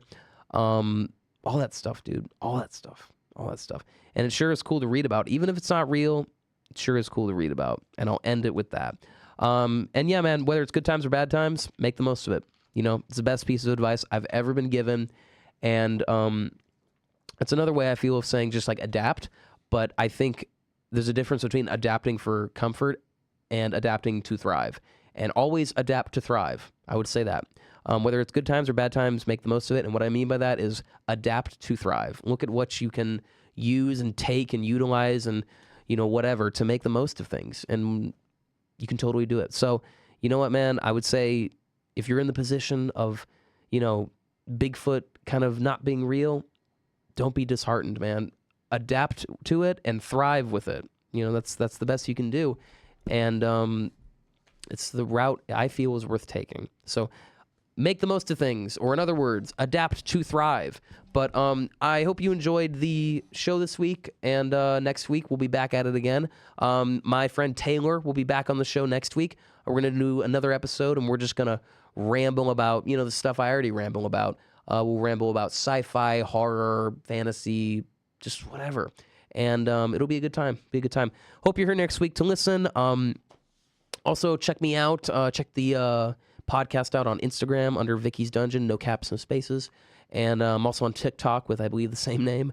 The show is also on YouTube. Every episode is recorded and immediately uploaded to YouTube as soon as I go off the air. So you can check it out there if you miss the live broadcast. And yeah, hope you guys have a good week, and I'll see y'all later. Bye-bye.